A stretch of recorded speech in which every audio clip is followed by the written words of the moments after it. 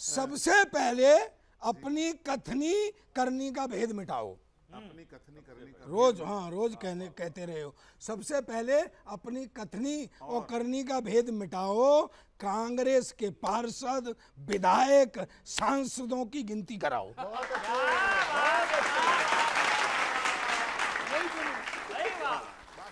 बात तो लाए भैया।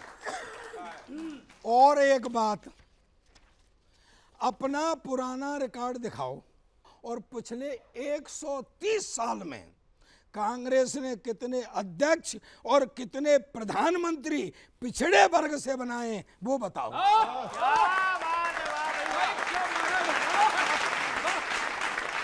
प्रताप जी बहुत कवि का धर्म निभाया है प्रताप जी कि जितनी आबादी उतना हक। यही कैसेट बजाओगे तो एक बात बताओ, राहुल गांधी को प्रधानमंत्री किस सिद्धांत से बनाओगे?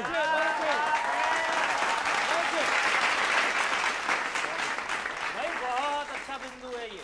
कांग्रेस ये ऊट पटांग हरकतें तुम्हें कौन सिखाता है?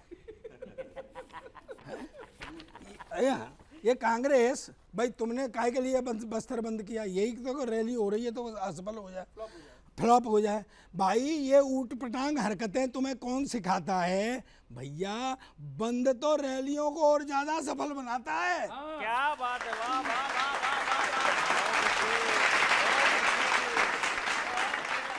भाई देखो एक बात कह रहा हूँ, समर्थन करना भाई। अब तक के अनुभव तो यही बताते हैं बहुत अच्छे कि जो ठलुए हैं वो ही रैलियों में जाते हैं।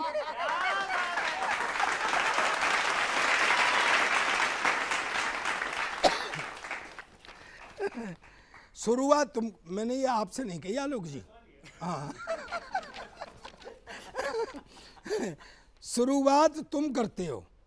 वहाँ आपकी स्टेट में गवर्नमेंट है और आपने ये काम किया दूसरे की रैली में, तो शुरुआत तुम करते हो, फिर गाते हो तानाशाही का गाना। सुनो, इनके प्रदोषों में तुम्हारी भी रैली होंगी, फिर मत बिलबिलाना।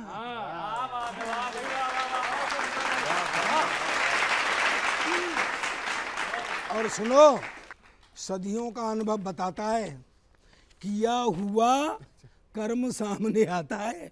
यदि आदमी दूसरे की चलती हुई गाड़ी के पहिए में लकड़ी करेगा तो भाई जैसा करेगा वैसा भरेगा।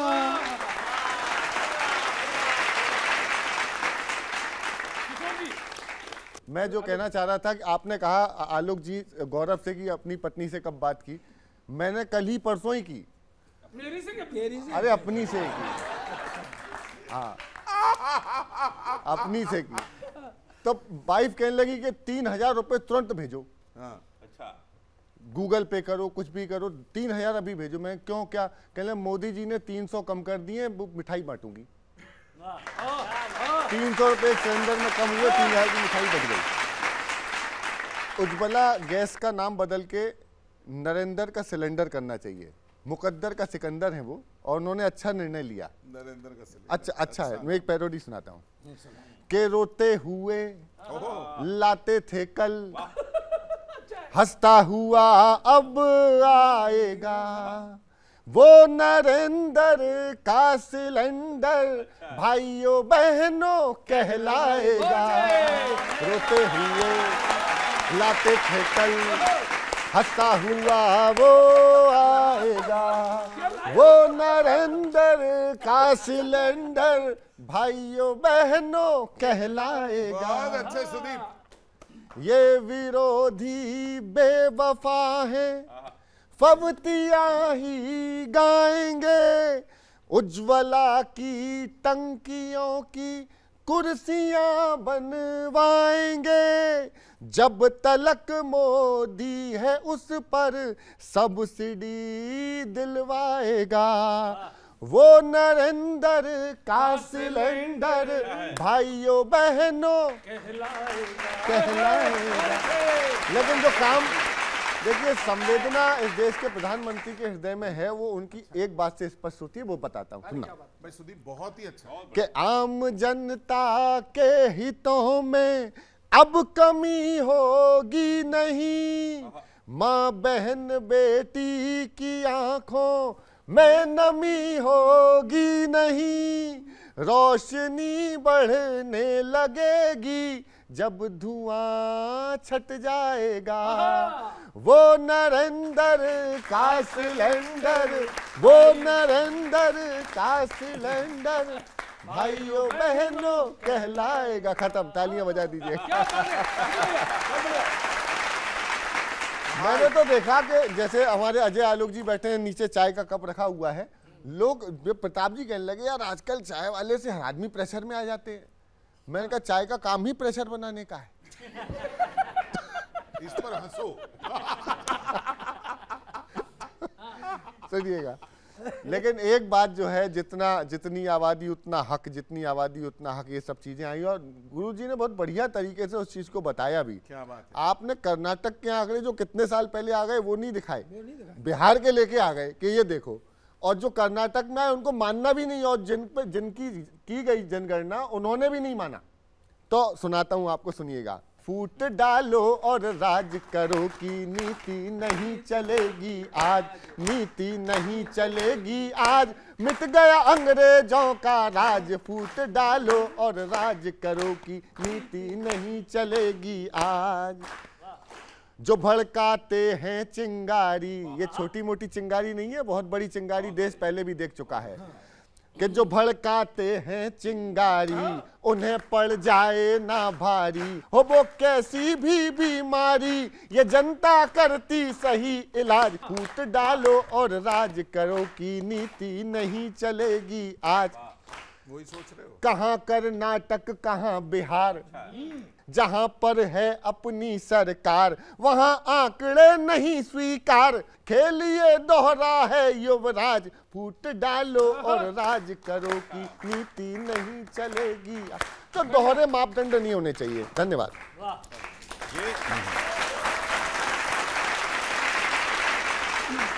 पहले तो आप ही कहते थे कि इसकी जरूरत नहीं है, अब आप ही कह रहे हो कि इसी की जरूरत है, ये जनगणना की। किशोर जी देखिए, सबसे पहली बात तो मैं स्पष्ट कर दूं, हमारे जितने मुख्यमंत्री हैं, वैसे तो हम लोग जाति की बात उनके सामने तो नहीं करते, पर आपके सामने कर देते हैं क्योंकि आज ज़रूरी है। गहलोत साहब किस समाज विशेष के वर्ग से आते हैं आप लोग जानते हैं, भूपेश बघेल किस समाज से आते हैं आप लोग जानते हैं, हमारे सिद्धारमैया जी किस समाज से आते हैं आप लोग जानते हैं, और ऐसे ही हमारे माननीय राष्ट्रीय अध्यक्ष किस समाज से आते हैं आप लोग जानते हैं। तो हम लोगों ने इस बात का जिक्र करने से पहले ही अपनी नीति निर्धारण में तय कर लिया था कि जिसकी जितनी आबादी है उसको उतना हक तो हम लोग देंगे। और जहाँ तक बात रही, हमारे नेता तो ये बात कहते हैं कि ये तो तापमान चेक किया जा रहा है, ये तो एक्सरे है इलाज से पहले का, पहले ये तो पता चले कि बीमारी क्या है।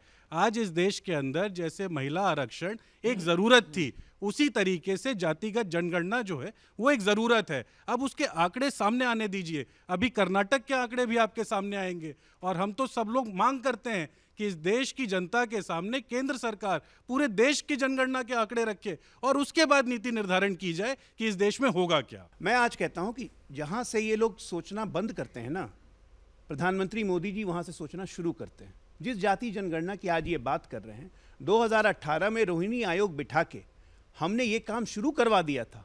रोहिणी आयोग की रिपोर्ट आई जिसको 2022 में राष्ट्रपति के पास सबमिट किया गया। उस रिपोर्ट का मेन ये है कि 2596 पिछड़ी जातियां हैं कुल इस देश में, और उन 2596 पिछड़ी जातियों में से मात्र 196 जातियों को आरक्षण का लाभ मिला है। आप सोचो कि 2400 जातियों को आज तक लाभ ही नहीं मिला। तो रोहिणी आयोग ने कहा कि आप जनसंख्या गणना करो और उन जातियों की पहचान करो जो लाभ ले चुके हैं, ताकि उनको आप क्रीमी लेयर में लाओ, और उन जातियों को लाभ दो जहां तक लाभ नहीं मिला है। देश को कंस्ट्रक्टिव पॉलिटिक्स चाहिए या देश को डिस्ट्रक्टिव पॉलिटिक्स चाहिए? मोदी और बाकी में अंतर यही है।